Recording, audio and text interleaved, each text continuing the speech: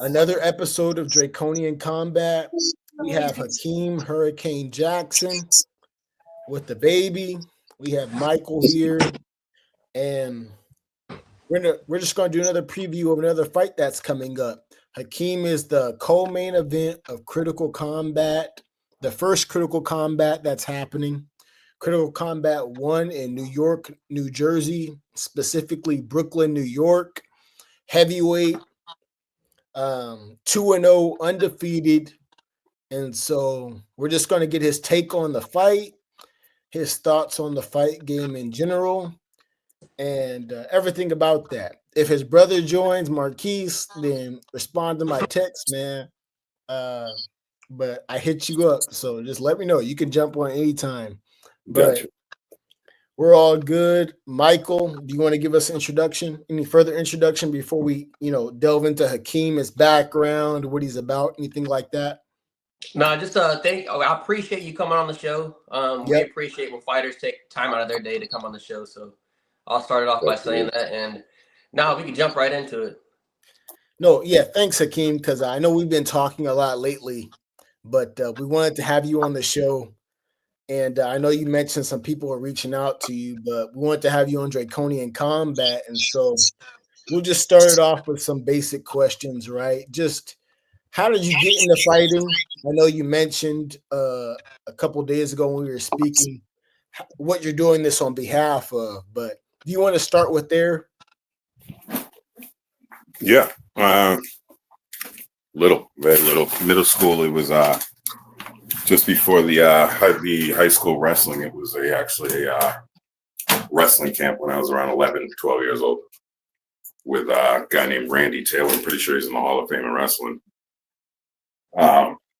And from there, it was my father's a boxer, was always a boxer. He's an undefeated boxer before he went to the Army. So it was, I want to fight.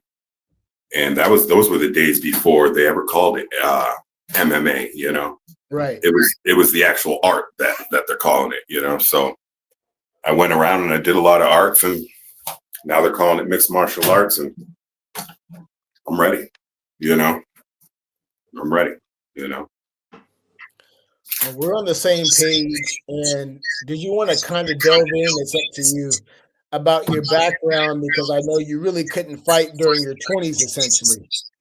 Yeah. Being a father and things of that nature. Yeah. Can you elaborate on that?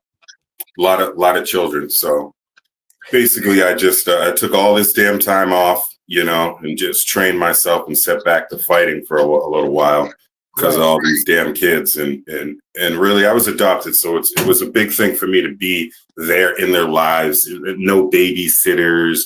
None of that, and the father that I grew up with was actually he was at home as well. He was full-time work for himself, computer software and a coach of everything. So I got the best of both worlds, so that's really what I was trying to accomplish with that. I accomplished it. Now it's a time to accomplish this fighting dream, you know, and I don't think, go ahead.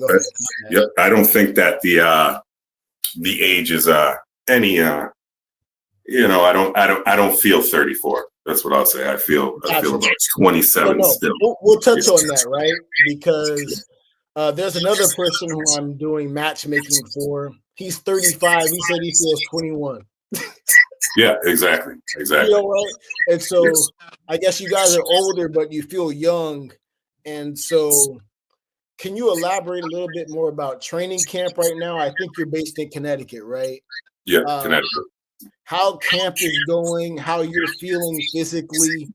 We'll talk about Jaden in a second because that's the opponent. But how do you feel in general? I feel great. I feel great. Strong, ready to compete. Training good 3 sessions a day, wake up with my push-ups and then we get to everything else. So it's pretty serious, So we're not just planning for this fight; we're planning for a takeover. So, camp's very well. That. Yeah, and Michael, you want to cook? It's another episode of Draconian Combat.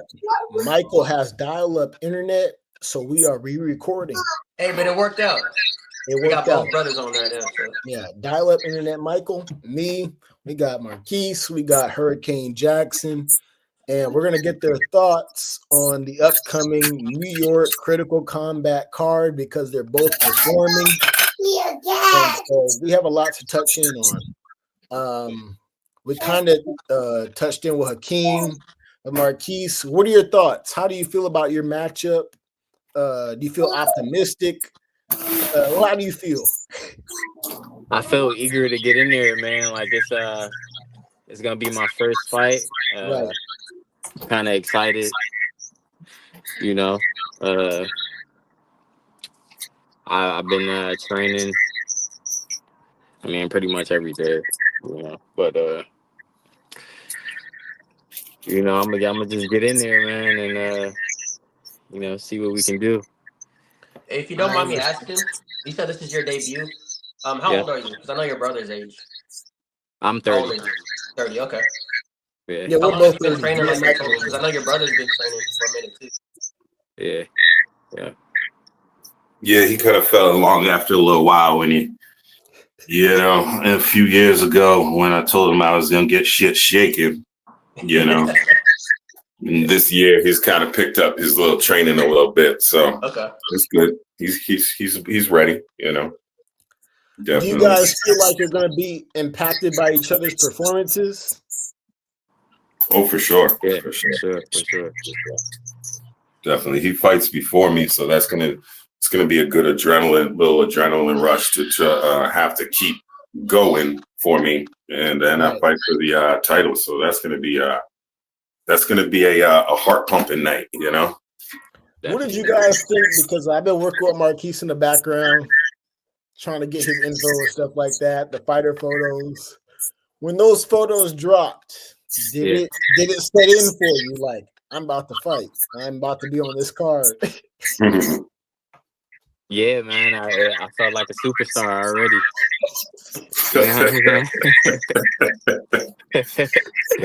So you know, it just made it that much more exciting for me. No, I hear you. What do you think, Hakeem? Yeah, man. You've been pressing me about the photos. Yeah. Talking about it for weeks. Yeah, my people love those photos. That's what really gets them. Like I say, seeing is believing. You know, that's what really gets them going. Is those photos, those kind of head up, face to face. You know. No. Go ahead. Yeah, but I mean, with me, it's the same old, same old. I get an opponent, and it's game time. It's game time. You know. So do you Michael, let me go ahead and let you cook. My bad. No, I'm more curious about your guys' fighting style. So I wasn't familiar with how do you pronounce your name? Marquis. Your older brother. Hakeem. Hakeem. Yeah. So I wasn't familiar with you or your brother, but I looked at your page and I seen you have one knockout. Yep. And I see you have you tapped somebody out. That picture was crazy, by the way. Yeah, rear naked. And then my question to you, starting off with you, is how would you describe your fighting style? Are you aggressive? Do you counterpuncher? Defensive, grappler, striker? How would you describe your style? Sparring, I'm a counterpuncher. Okay. But fighting, I'd say I'm more of a aggressive. I'm the aggressor. I'm gonna press you. It's gonna be upon you to defend yourself every time with me. You know. Yeah. That's how you're gonna approach the title fight, right? Oh, definitely. I'm gonna walk him down. I'm gonna walk him down. Yeah. Hakeem, my concern is though, do you not have any respect for his power? I think he's 6'6". He's a tank. You didn't respect the last guy's power. Or no. You knocked out. You just put the hands down. I was like, bro. And then you just walked through it. So do you have any concerns about that? No. The height wise, yeah, you know, if he's got long arms and all that, I'll have to get around that. But power wise, if you're talking power wise, I think I have some of the best power there is. So I don't think he's got power like me. So he might get caught running a little bit. Even though he does seem to have a little bit of an advantage with the longness, the length of his arms, and definitely his legs. Big dude. No, I got you. And I think he might be 6'4", 6'5", maybe. I know we had our concerns about him. We had our concerns about him ducking the fight originally when you're talking about making the fight, right? Ultimately accepted, just takes a long time to respond.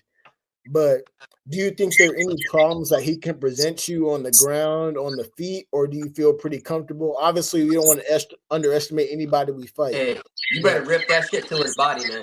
If he's that tall, tall, make sure you go to that body. He's tall, so we're definitely going to check his body, and it's watch out for kicks as well. You know, those tall guys like to spam those kicks sometimes, and they will hurt just because of the length and size of that leg. But it's gonna those slaps are gonna come in heavy. So that's my concern on the feet. He's gonna try to probably keep his distance and keep me at bay with the length. So that's really it. Yep. Got you, and we'll follow up on that. But I wanted to add on. Marquis, I wanted to see how you felt about your matchup, right? Yeah. I haven't really peeped the guy's film. I'm the matchmaker for the card, so I haven't seen everybody who's fighting on the card. But I have a sense of who's fighting. Do you have any concerns about the guy, or what are your thoughts leading into the fight? You know, I don't really know too much about him. But you know, never underestimate anyone. Right. For real. I mean, like myself, it's his first fight.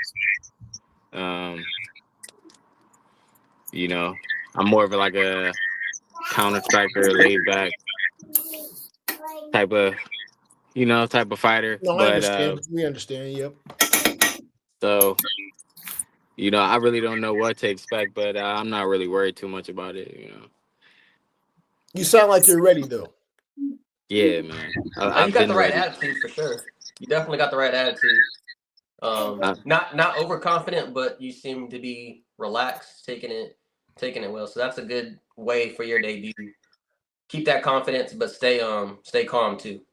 Are any of you guys concerned about the crowd, the size of the crowd, the pressure that comes with people watching? This is a question for both of you. So I feel like last time that's why I didn't get my knockout, because my damn father was sitting there staring at me. But you know, it doesn't affect me. It kind of puts me in this mode where it's like, you can't lose, man. You know, you just can't make any mistake right now. You know. I like. How do you feel? Oh, my bad. I want to let you keep going, Hakeem, if you got to. No, I'm good. I'm good. Marquis, how do you feel about that? Yeah, it definitely makes it makes me want to bring the A game. You know what I'm saying? You can't get embarrassed in front of, you know, I don't know how many people is gonna be there, like 1,000 people, 2,000 people. Yeah. So I wouldn't put so much pressure on yourself going out there. It comes with the game, though. You're right. Go ahead, Michael. My bad. No, I'm just saying, like, here's my thing, and maybe it's because I'm a fighter or I used to fight. I can respect anybody that goes in there and fights the heart out. So even if you lose, if you're fighting like, you know, you go out on your shields, you're fighting like you want to win, you're fighting like you never want to give up. It's never going to be embarrassing. People are going to respect that. And that's why I think that when I fight, I go at 110%. Because I don't want to have any regret after the fight. If I lose, okay. Like, I have one loss and I don't regret it, but I felt like shit. You know what I mean? But I didn't fight my heart out. That was the only fight I didn't fight my heart out. So as long as and I want to add on to that, because Mike is a fighter. We're childhood friends. He's 3-1. I'm just somebody who talks trash on the internet. I'm not a fighter like that, right? But I think the point going out on your shield, so to speak, right? And so I know both of you guys are going to have family, friends trying to tap in. Hakeem, I know we've talked. he might have some NBA level people jumping in, right?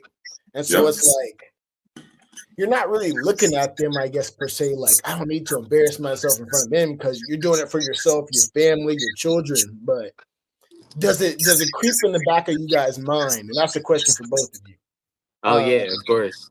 Okay, I gotcha. mean, I've always played sports my whole life, you know. So it's just like, you know, I played a little bit of football in high school, and you know, so it's like it definitely adds to the momentum. Uh-huh. I can just put it like that. You know what I'm saying? I understand. You What know, do you think? and Go ahead, Hakeem. Or I didn't want to stop you, Marquis. If you had more to add.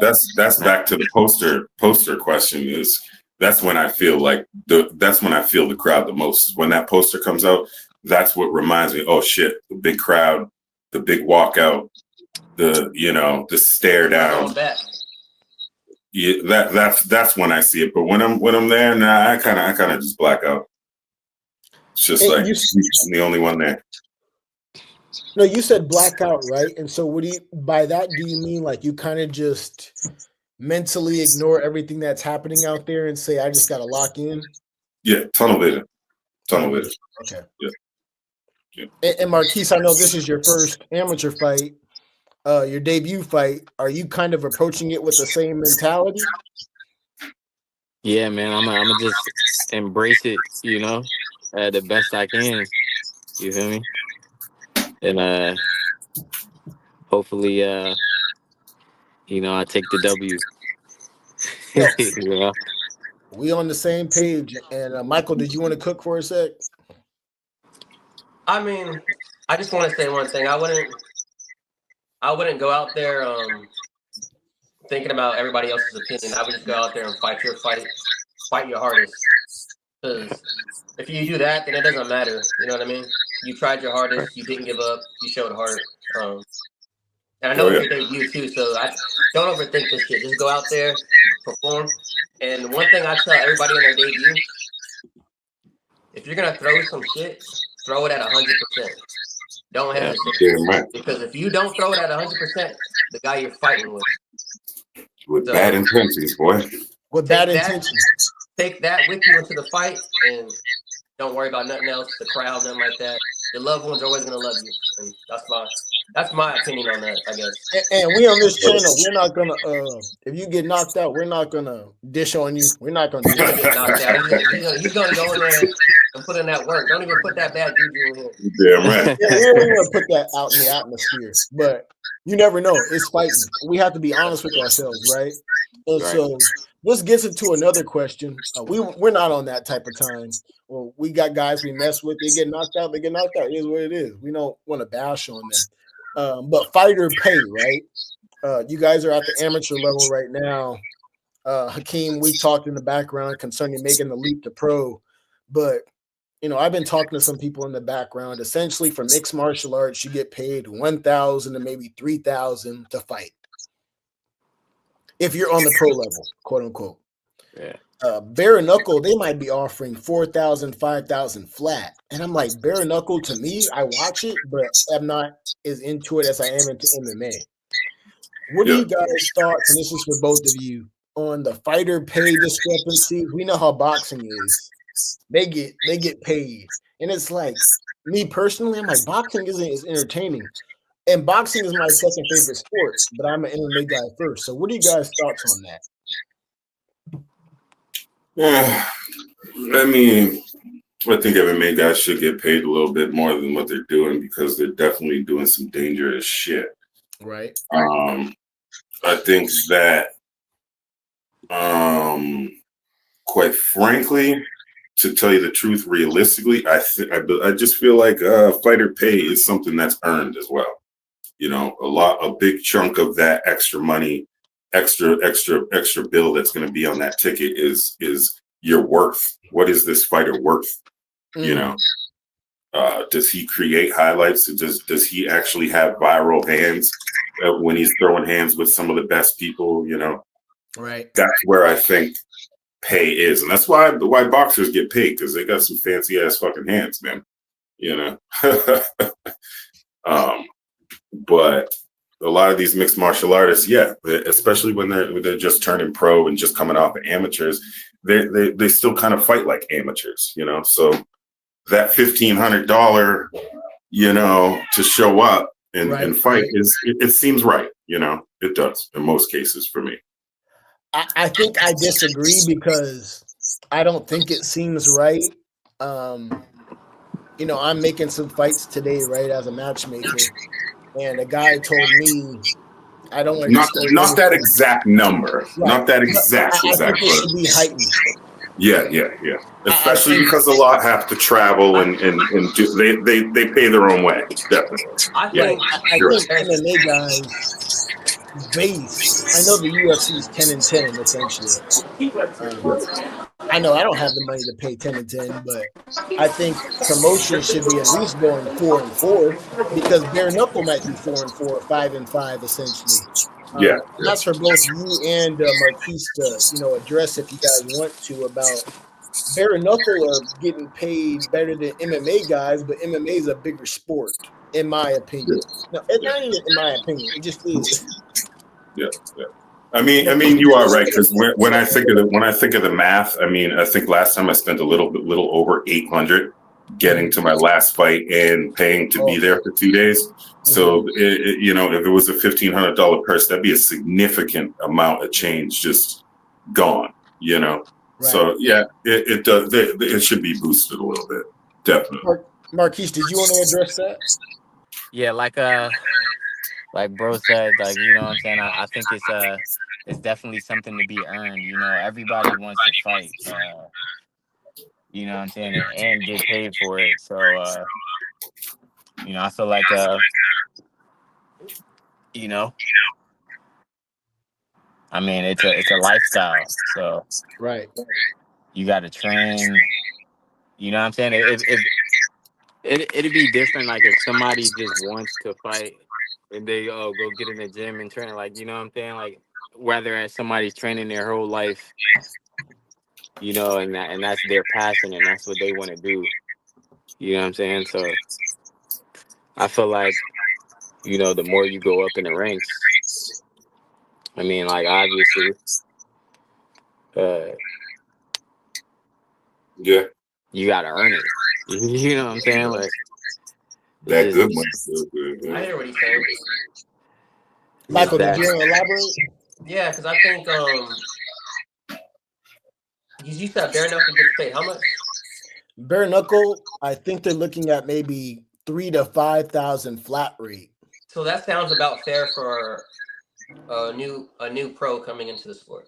That's the new guys coming in. Yeah, that sounds pretty fair, 3 to 5, and then from there, if you got wins, if you got a record, if you got a resume, if you hold a belt, then you know it might go up to 8 to 10, maybe 12. Yeah.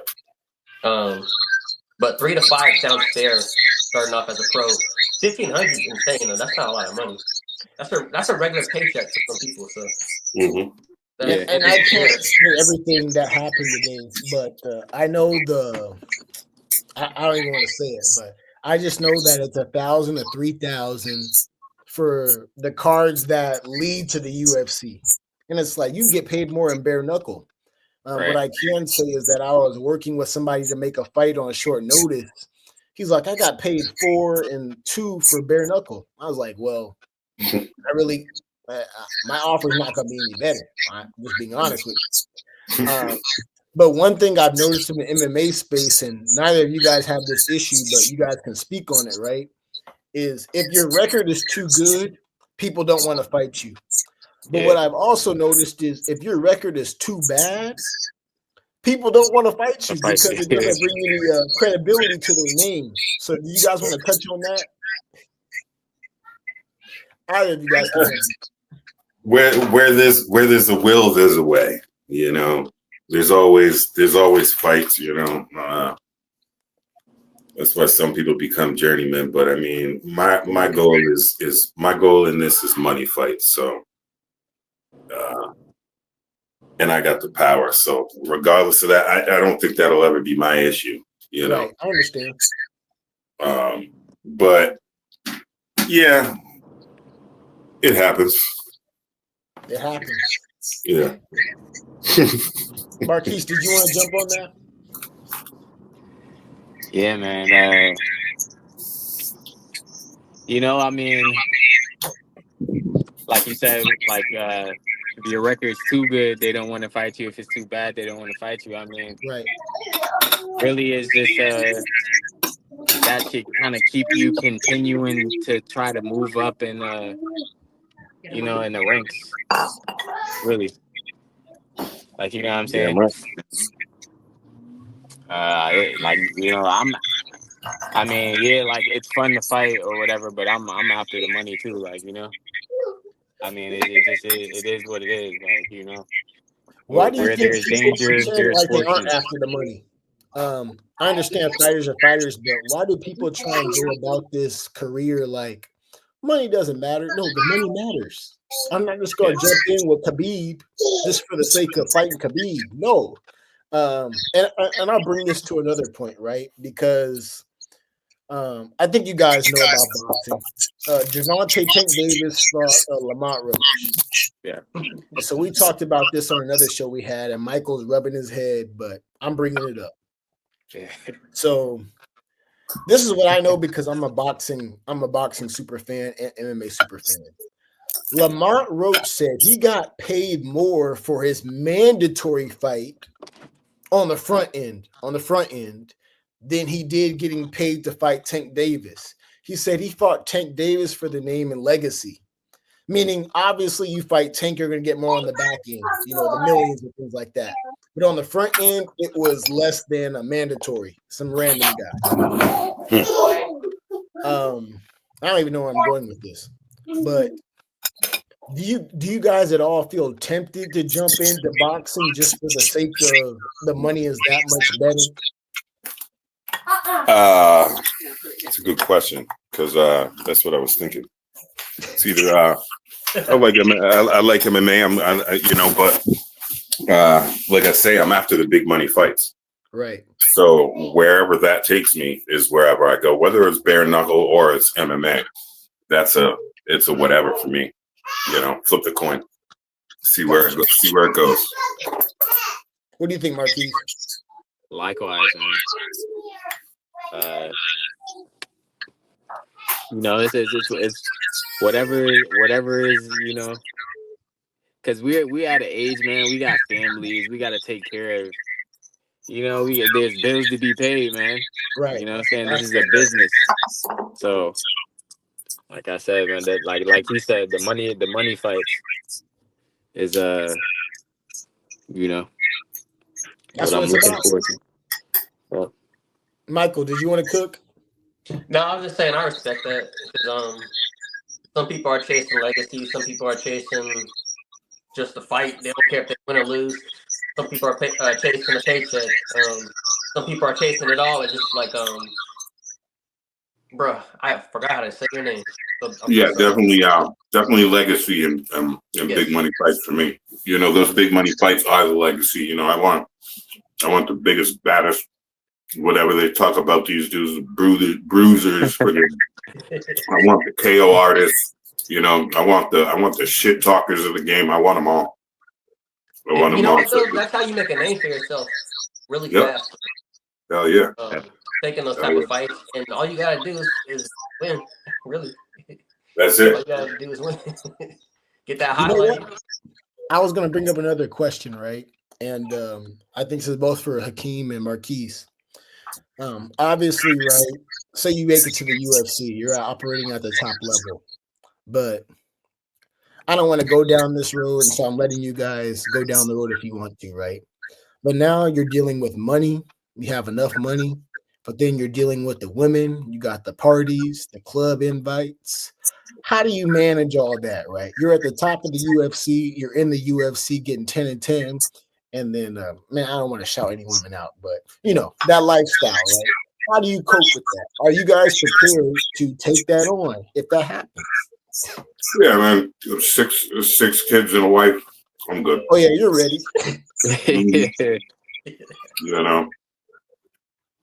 So that's how you stay locked in. That's how you stay locked in. Mm-hmm. Oh, yeah. What do you think, Marquis? Hey man, that might be a tough one. I mean, you know, like I tell all my women, you know what I'm saying? Like, they're not a vegetarian or a pescatarian, it ain't gonna work out anyway. So you know what I'm saying? So it's kind of hard to find those anyway. Like, you feel me? So it's like picking through a needle in a haystack. right. You have somebody, and I don't want to go too deep down the road, but you have somebody like Taporia, right? Ellaird Taporia. I don't really like the guy, but he's on the outside looking in. He's a family man, man. He's like, man, I gotta get married. I need one Willie, whatever. That's him, though, right? But I know a lot of guys succumb to that lifestyle, even if it's not, the ladies, it's the drinking, it's the drugs. We see John Jones. Right. John Jones is my favorite fighter of all time. I don't care what he does. I've already seen what he did. I don't care. He's still my favorite. But we know what's happened to John Jones. We know the things that he's gone through. So it's like, dang, man.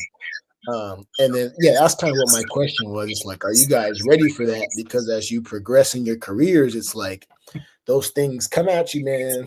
Even if you don't want them to, they just, the girls, and I'm just saying. Yeah. Hey, man. Yeah. I'm ready. I'll be I think you got a good big brother to look out. I got tunnel vision. I got straight tunnel vision, and I plan on taking over. That's it. That's my only. See me at the top. All right, I respect it. Marquis, you have anything to add on that? Nah, man, that's pretty much, you know what I'm saying? You gotta keep get beat up by his girl. I play with you, dog. But I just wanted to throw that question out there. And Michael, I know you had more questions. We don't want to take up you guys' time, but we got time. Michael, did you want to cook? No, I wanted to ask you guys what fighters inspire you, or which fighters you're watching to implement into your style, as far as competing and stuff like that. Who are you guys watching? Who you guys studying? Who you guys looking up to? I mean, really nobody in particular. Yeah. You know, I've been watching a lot of fights, a lot of older fights in the UFC. Mm-hmm. But like he said, like John Jones is one of my favorite fighters too. I watch him. I've been watching Anderson Silva tapes. Yep. Yeah, keep watching Silva. Yeah, we're the biggest Silva fans here. John Jones is Silva fan. Yeah. Yeah. So, I don't even watch the UFC. The only time I watch fights when there's a good name on the card. Too. Like I like Tank. I like Javante. I only watch highlights. He's my favorite boxing. You know what though? We have to address Javante, right? Because and I think it's good that we disagree on things, right? Because that's what makes the show. I'm anti-Javante. Yeah, of course. So we can talk about it, right? But Marquis, did you think he lost that fight to Lamont Roach? Because in my opinion, and I'll let you cook, right? I thought he maybe won 2 rounds. Lamont Roach beat the brakes off him, in my opinion. What are your thoughts on the fight? Because also, before I let you cook, he took a knee and took a timeout. He said, no mas, I got punched in the eye. He took a knee and ran to his corner. And he said, I have hair grease. That's what he said. I have hair. I don't even have hair. He said, I have hair grease in my eye. What do you think about that? Nigga wild. Talking about damn hair grease. Yeah, I mean, hey, it's happened to me before. Get out of here. I got, like, you know what I'm saying? My hair is long. I done got some little grease in my eye before. You know what I'm saying? It will. You know what I'm saying?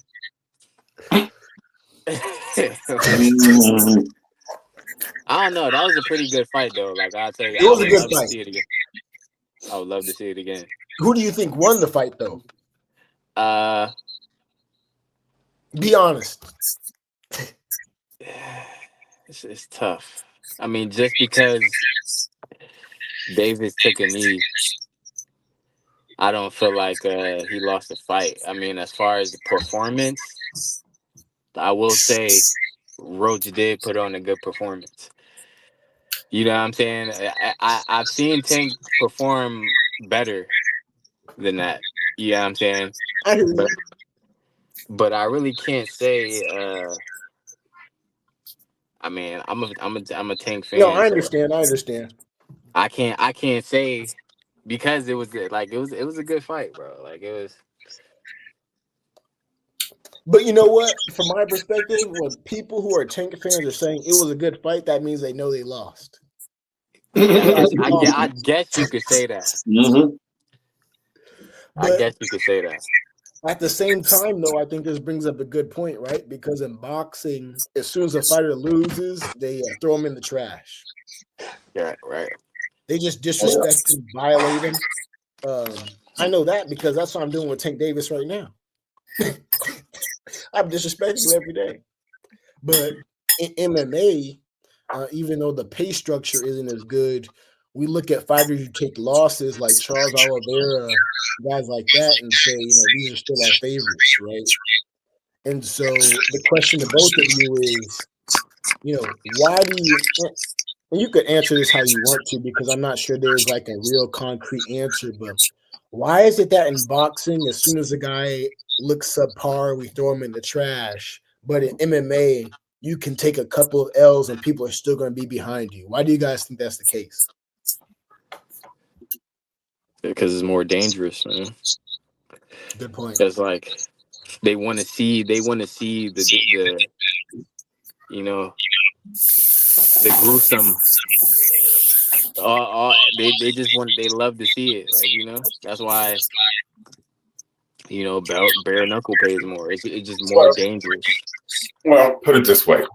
You got MMA on one hand where, besides these guys' amateur career, you got a lot of these guys who got records that are only like 11-4, or like they've only fought how many fights, But then in boxing, you got these fucking guys without their amateur careers that got 30, 40, 50, and they're on this fucking rip, this rare and this rip and tear type of cycle, to where once they kind of look like, oh shit, he got beat, it's like he's human now.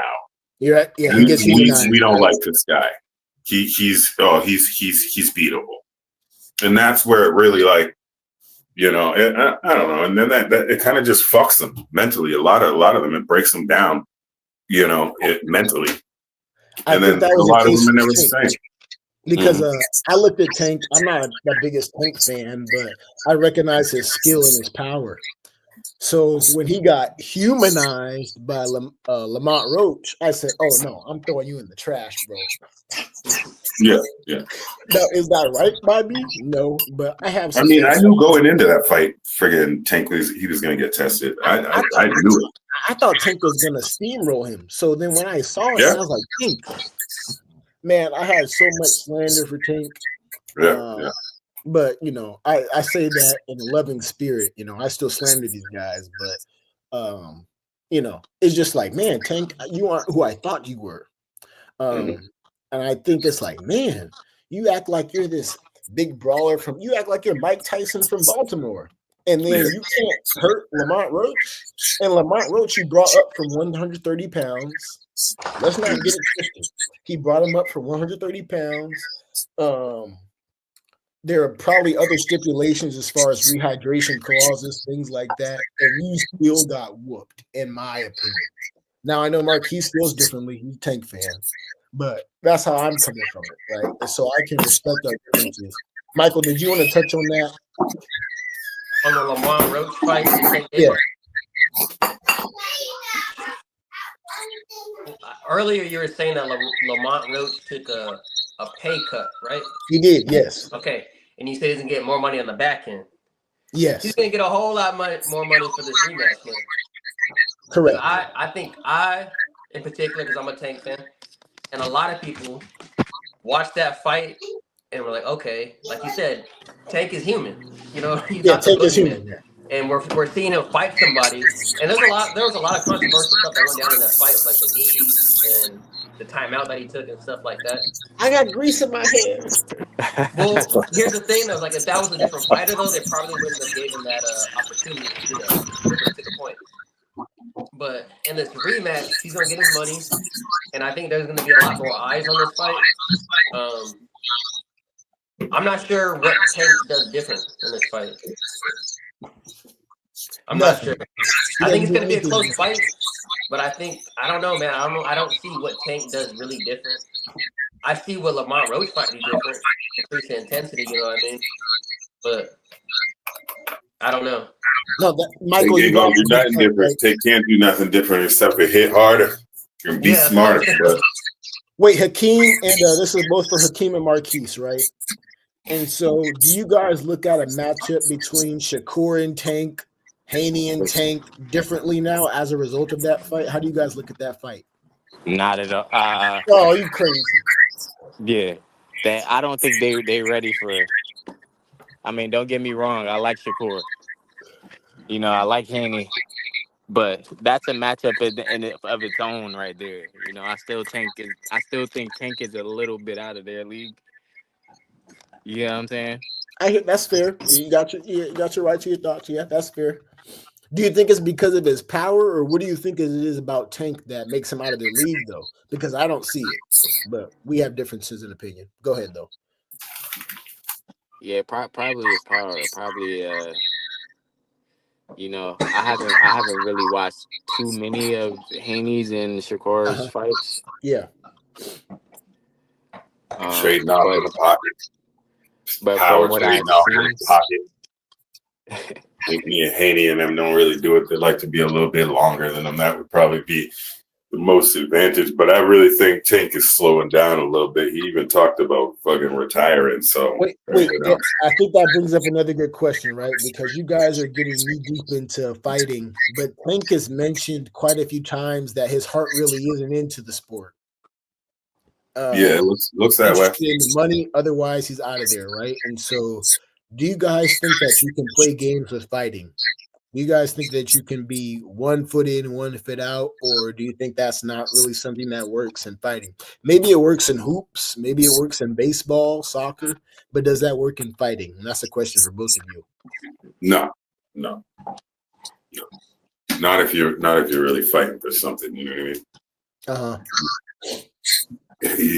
You're not gonna last. You know. You ain't gonna last up in fighting with 1 foot in and you know your head somewhere else. You got to be all the way in. You know, right? Marquis, what do you think about that?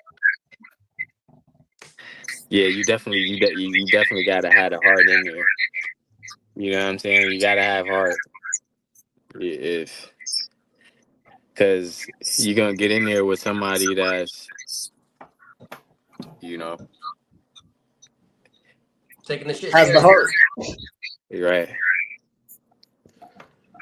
No, that's a good point. And I guess here's the funny part, right? And I think this is a funny question to bring up to all of you because you guys are all fighters. My homie Michael, Hakeem, Marquis, you guys are fighters, right? But me and Michael grew up together. We used to throw hands in our front yard. And so, Michael, you'll probably get to laugh on this, but as an example, I said that I can beat up. Michael, do you want to elaborate on RDC and how I said I can beat up them all? How am I going to elaborate on it when you're the one that said it? All right, I'll say it. No, Harrison said he could fight anybody on the RDC card in a spar. Wait, they don't have RDC. So RDC is like another promotion, right? And so I'm not a fighter like that. I don't train. But here's the question. Your whole attitude. No, I'm not going to change my attitude. What I'm saying is this. Am I underestimating amateur and pro fighters? Because me personally, I'm not a fighter. But I believe I'm fit. I believe I have a little. All that changes when you get hit in the head, bro. When you feel your skull, when you feel your brain bounce off the back of your skull, and you start walking in the opposite direction you're trying to walk, all that shit goes out the window. Do you guys think an average Joe like me is? And it feels a bit different when you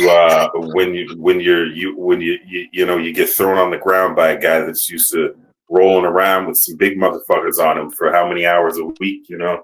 It might look easy sometimes, but it's not too easy sometimes, you know. What makes it easy is the hard training, you know, is training harder than others. Yeah.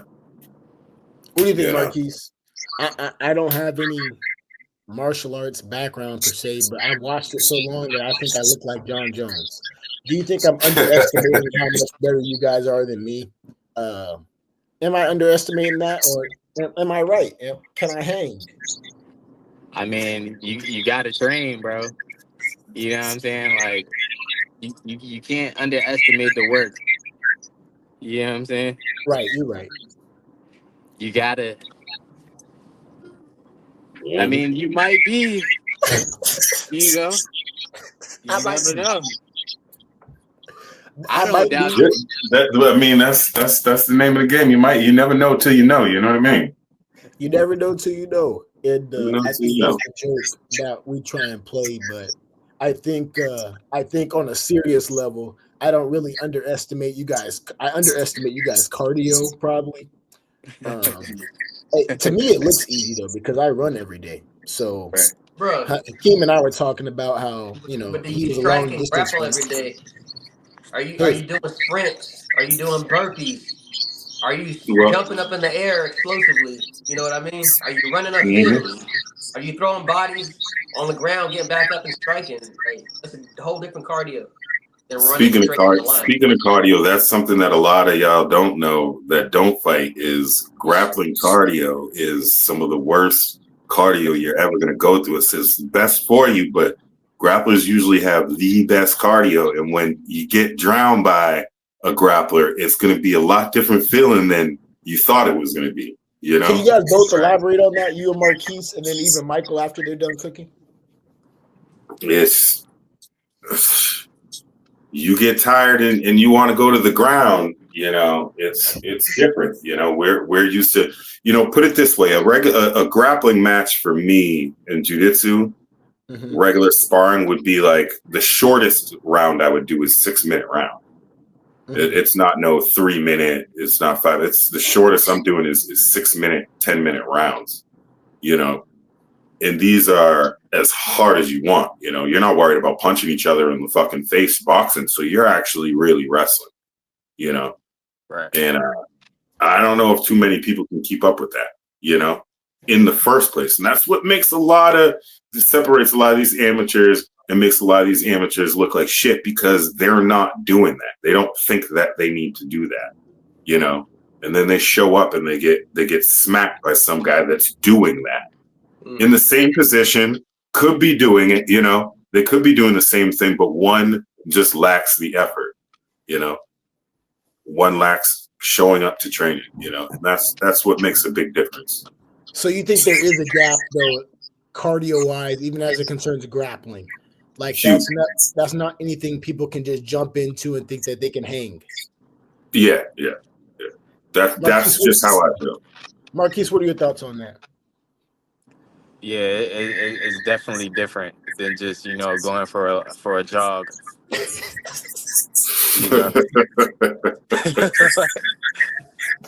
You know? A little bit.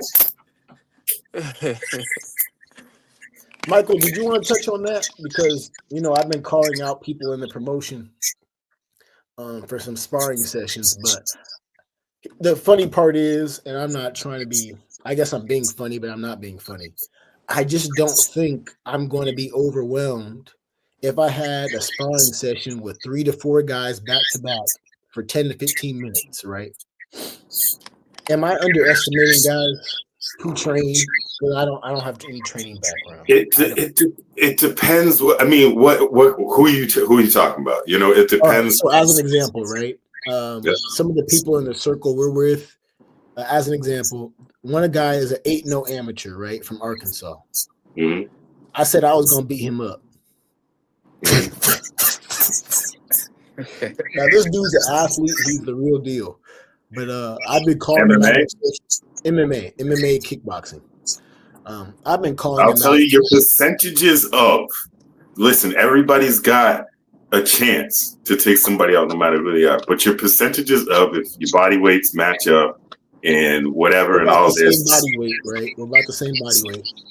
Is he he's not going to gas out like you could, and he might even be able to know how to make you do it, and if you haven't trained, there's going to be a lot of extra movement, which is wasted movement that you're going to be doing that somebody that has had 8 fights should know how to not do, No, Hakeem, you're right. And Michael, I pretty much mentioned to them that I could beat up Trey Frazier. Do they know that he's the #1 ranked amateur in the United States of America? I didn't mention that, but I said I could beat him up. But see, so full of himself. that doesn't because a lot of these guys, they I feel like, it's kind of like pay to play with some of these fellas. You know what I mean? That's what I see. I mean, #3 already ran from me. Jordan Morgan already ran from me. He was like ranked #4. His ass ran. Well, so we're gonna touch on that. No. Yeah, we're gonna touch on that. Hold on, I can't. Hold on. I hear what he's saying, but I gotta back up Trey's name. Trey's never done the fight. He's fought the best of the best. He's the real deal. So he's not in that category. Hakeem's not coming out from that angle. No, Hakeem. No, I'm saying Hakeem's not coming out from that confident.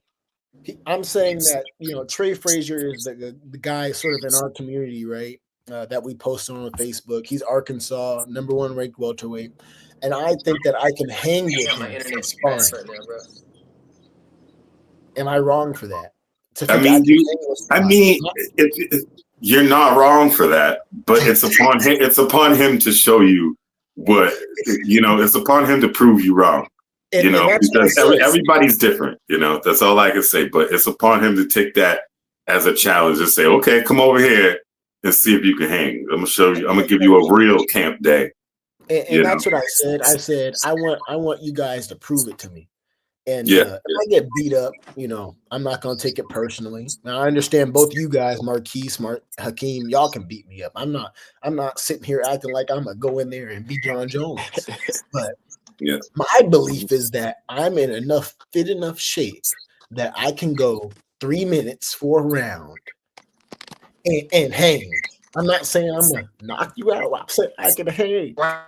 He said, I can get the round. I can get the round. I can get the round. Can you at least get 3? That's what I'm saying. That's where the money's at. And Michael, who's actually fought, who's actually 3-1, who's been in there, says I can't do it. And so I'm looking at him like, no, I didn't say that. You said I can't do it. No, you could do it as long as you're trained to do it. You have to say you could do it. I'm trying to look out for my homie. You'd be surprised how long 3 minutes feels sometimes, man. Feels short and long sometimes, man. And you know what? That's a good point because I was watching an interview today with what's the grappler's name? The dude who trains with Jones. Craig. It's not Craig Jones. It's the other guy. The other elite BJJ guy. I think it is Craig Jones. It's not the BJJ. No. There's Craig Jones, but there's another one who's the best of the best. He's black, right? Now he's a white guy. Let me look it up. What's his name? Friggin' Gordon or whatever. No, you got it. Gordon Nelson. I think Gordon. No. Gordon. Gordon Ryan. Gordon Ryan. Oh, I think that's it. That sounds familiar. Yeah. It's Gordon Ryan, right? And so he mentioned in a video I was watching today, he said he's the #1 grappler in the world, right? But he said that the difference between him and the second or third best guy is how efficient he is in his movements, meaning that his movements aren't going to cause him to use as much energy as the second best guy. He's that much better because he understands how to move his body. And so he's Gordon Ryan. Yeah, correct. Exactly. And so what are you guys' thoughts on sort of that gap, whether it's mentally, physically, understanding the game? Because Gordon Ryan, he's at the peak of his sport, and he's saying all it is how efficient I am. I don't have to exert as much energy to put you in a rear naked as the other guy will because I understand how to leverage someone's body, their neck, things of that nature. As you guys have been training, right? You guys are real fighters. do you guys notice those nuances when you're training with somebody who just got to the gym versus somebody who might have been there for a second, like as far as how competitive those sparring matches might be, so to speak? Well, definitely. It looks like when you're inexperienced at BJJ, you kind of look like you're fucking scrambling, but the overall goal is to really just be calm, cool, and collective. Kind of trick your way and ease your way into a submission. My last fight, that's what I did. I got him in a rear naked choke, and I had his neck the whole time without letting him really know I have your neck. So he wasn't really trying to protect himself too much. He was kind of feeding into my submission, and that's what the game is about. But Gordon Ryan, he's an asshole because he does steroids. So, but I mean, that was right. That was 100% right. What he said is that is the goal. To do things efficiently and no wasted movement. Definitely. He does it well. I've seen him grapple. So when I first got into the BJJ tournaments, not into BJJ, but the BJJ tournaments about a year and some change ago, I actually studied Gordon Ryan avidly. Just the way that he kind of just from how he just walks up to his opponent and approaches his opponent, to how he smothers them on the ground and really barely leaves any space in between him and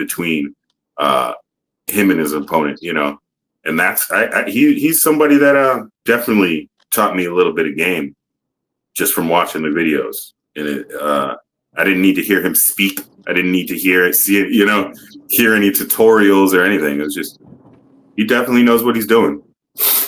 But Marquis, did you want to add on that? I mean, like, as far as what? As far as the level and grappling ability between somebody like me who thinks they can jump into grappling and dominate versus somebody like Gordon Ryan who's been in the game, who understands the nuances of body positioning, leverage, and things of that nature. Right. You'll definitely be able to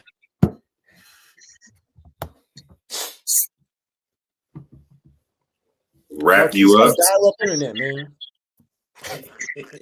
Hey, I got a storm passing over me. That's never definitely, like this, definitely be able to twist you up, fool. Yeah. Shoot. Marquis, you're good though.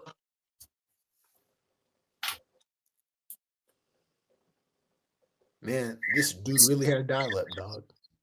He's probably like Marquis, man, come on.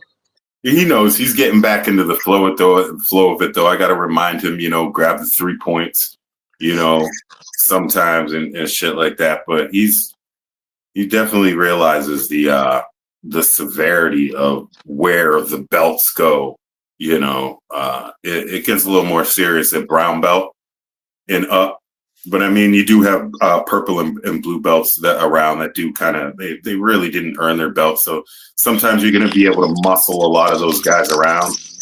Mm-hmm. But when they're real, man, no, you can tell the difference in fluidity and movements, Yeah, I was hoping both of you could speak on that, and even you too, Michael. And I'll let you kick it off as far as belt level, right? We have somebody like Conor McGregor who doesn't have any BJJ skills at all, or I think has a black belt. I know he's not a black belt. I can look at him and know he's not a black belt. I look at somebody like Charles Oliveira, and I know Charles Oliveira is a real black belt.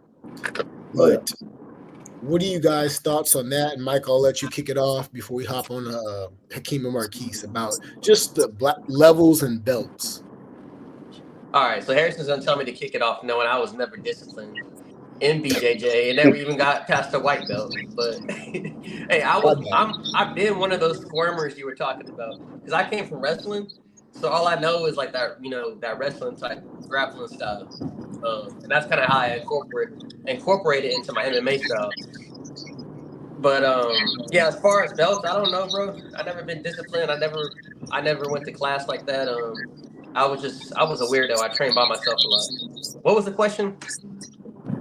You kind of addressed it. What were we talking about, Hakeem?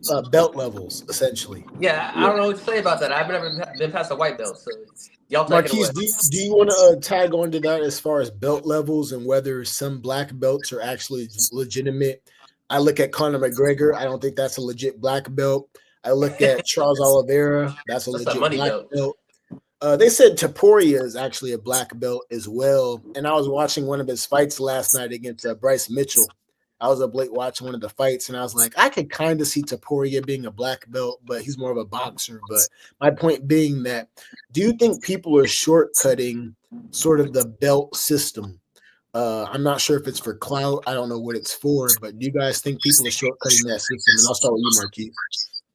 I definitely think in the fighter world, people are shortcutting for sure. Like, you know what I'm saying? Just I in mean, general. you got that, and you just got hard work. You got the time put in for it, like, you know, because it takes obviously.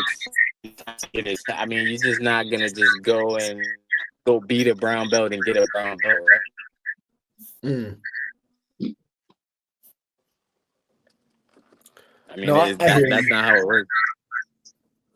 I think people think that's the way it works. And Hakeem, if you wanted to tag on that a little bit more, I know you've already addressed it, but um, are we pretty much on the same understanding that a white belt's not just going to come in there and beat a brown belt because he's bigger and stronger?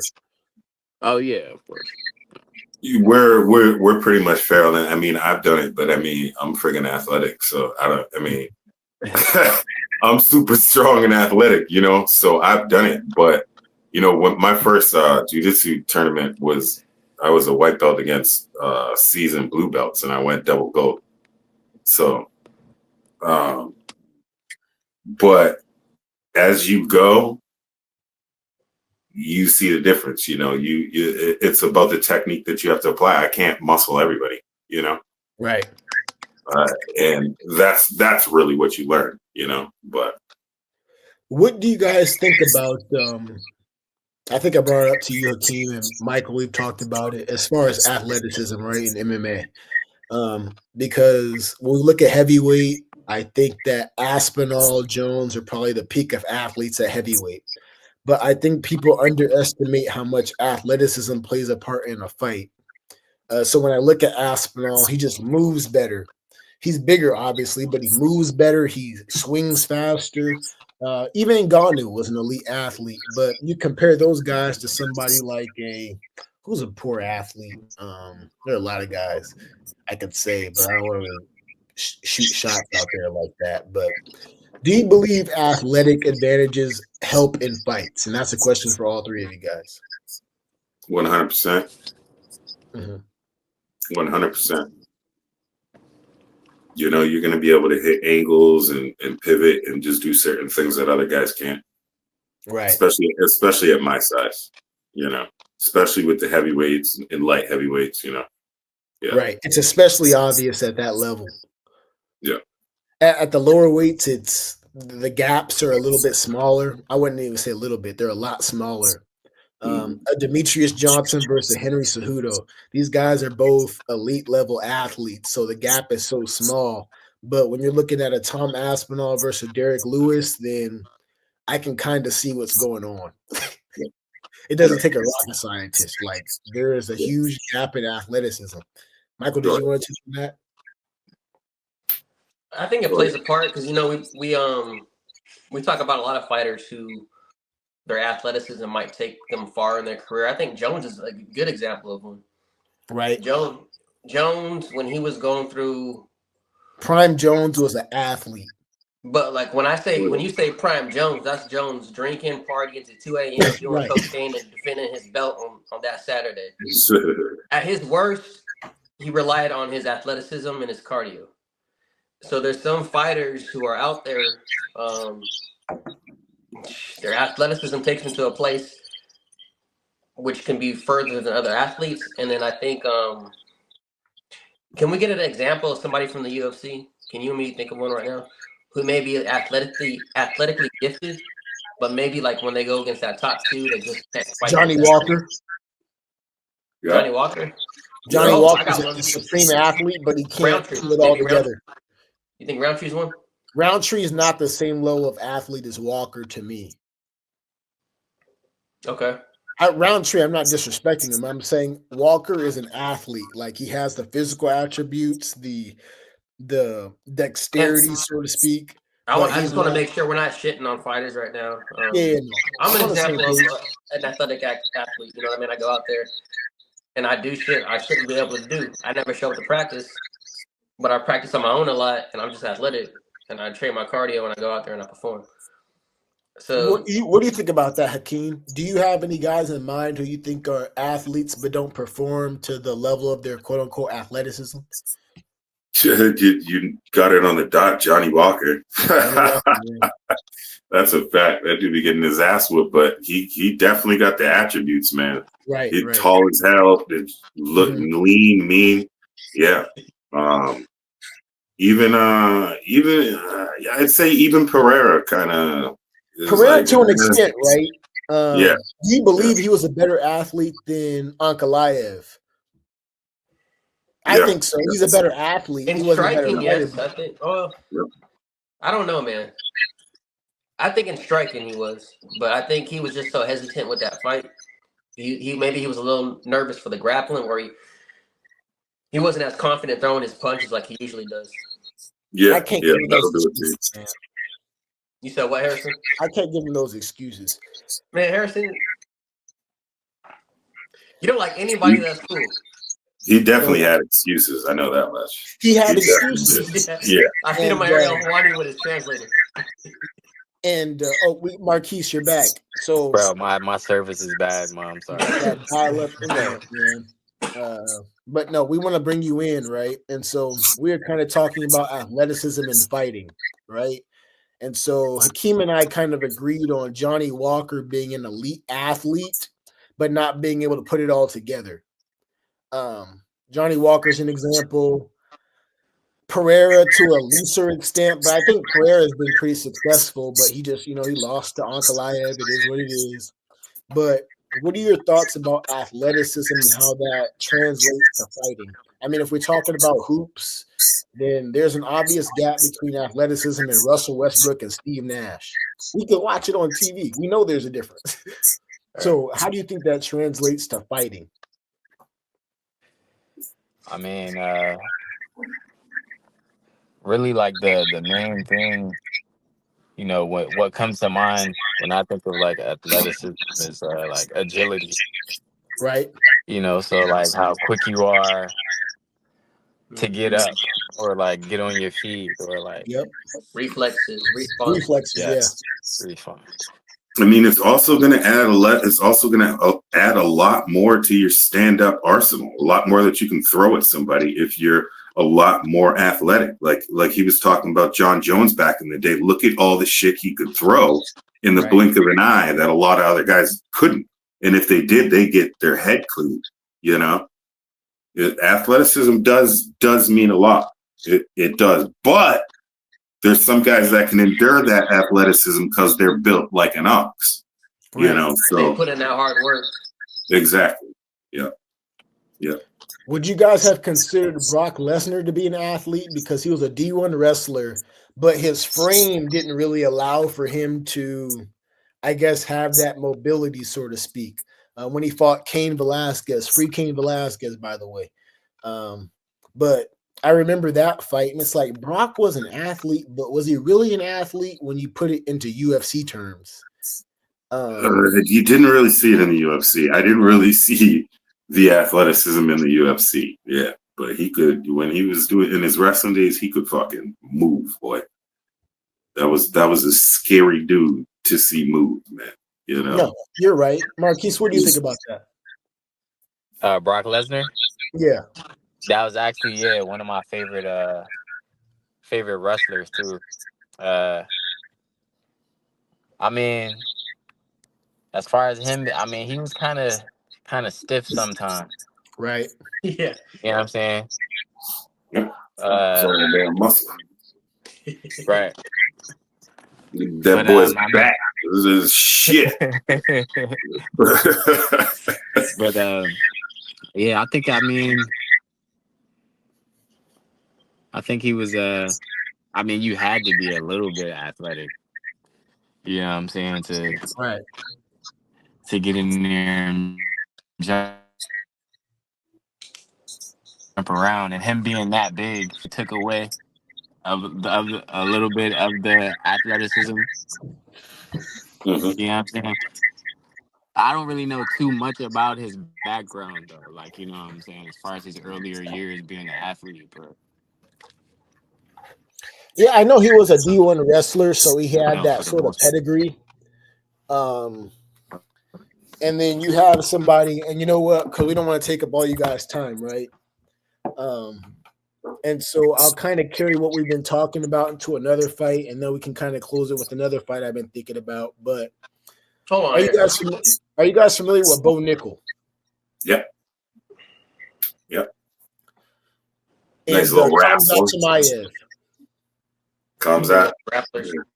Khamzat, right? And so I think recently I've been on social media and they've been accusing people like Bo Nickel, and I think he wrestled at Penn State. So they've been accusing him of steroids and stuff like that, whatever. But you have someone like Bo Nickel, and then you have someone like Khamzat. They both, I guess, quote unquote, have the same wrestling pedigree, just different parts of the world, right? Yep. Who do you guys think wins that fight? Both these guys are the elite of the elite in wrestling.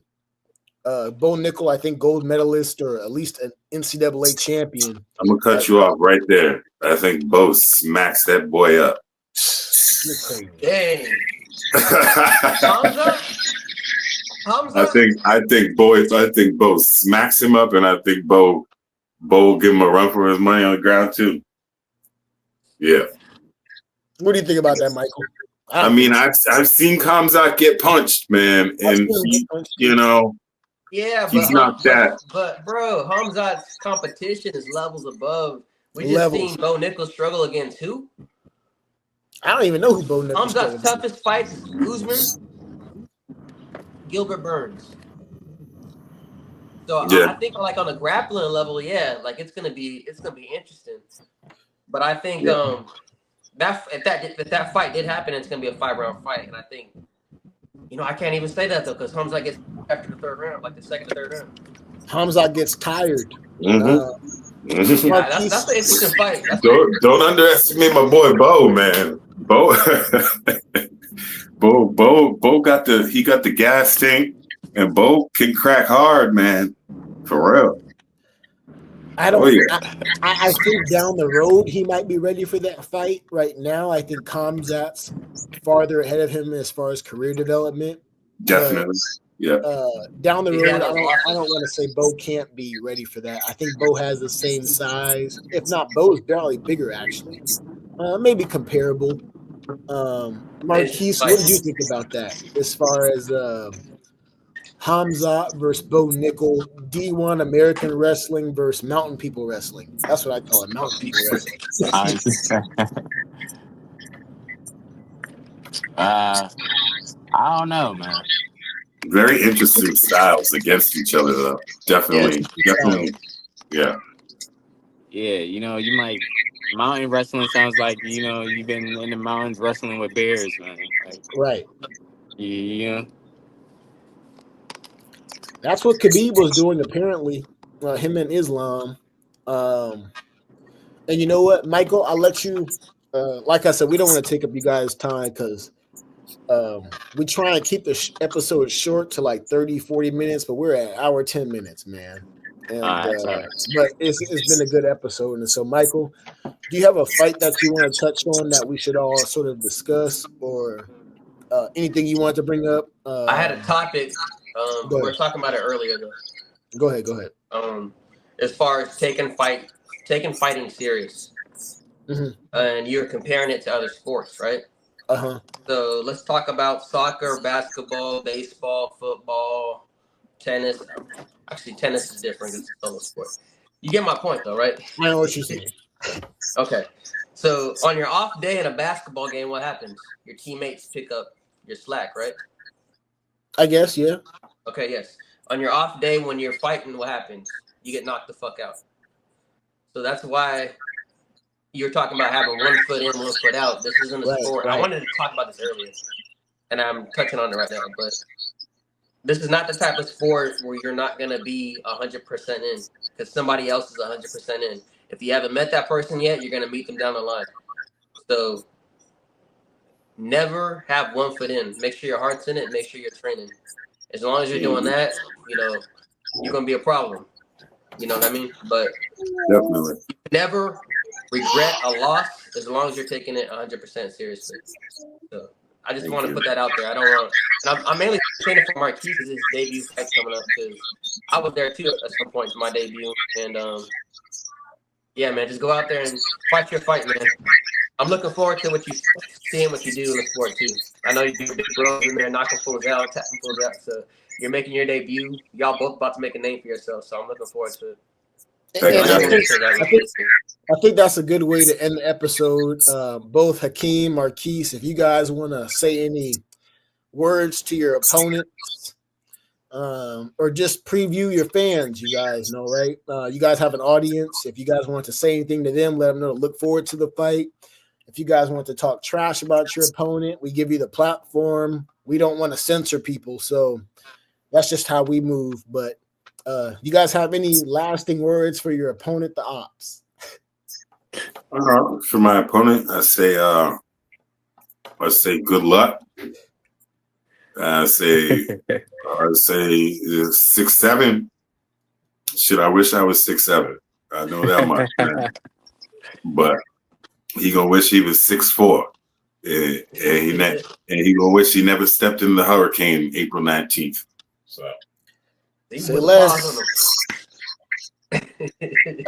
Marquis, do you have any words for your opponent?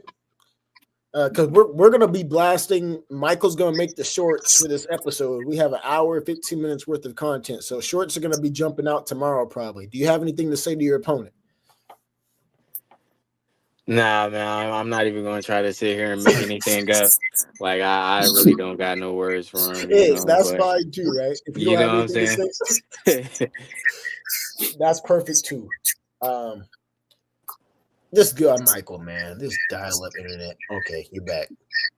Michael, did you want to close us out? And I wanted to say, Hakeem, Marquis, thank you guys for jumping on the show. Yes, sir. I know it's kind of last minute, but we wanted to bring you both on. I feel like we've had a good episode, been able to talk about some fighting. I think for both of you guys, I need to kind of check in with the paperwork for the fight, though, with the commission and stuff like that. So I'll follow back up on that type of stuff. But no, thank you guys for jumping on. This is the first interview we've had on the New York side of things. So we appreciate you guys taking out the time. Michael, did you want to say anything? This guy frozen, man. Michael, fix your internet. You're good. Bro, I can't. My bad. My internet's so bad right now. Bro, it's a hurricane going over my area right now. You know what I'm saying? It's already started. Nah, Michael, did you want to give me closing words? Appreciate our guests, anything of that nature? You said what, Harrison? I said, did you want to give any closing words for Dracanian Combat? Appreciate our guests for coming on the show. Oh, yeah, I got one.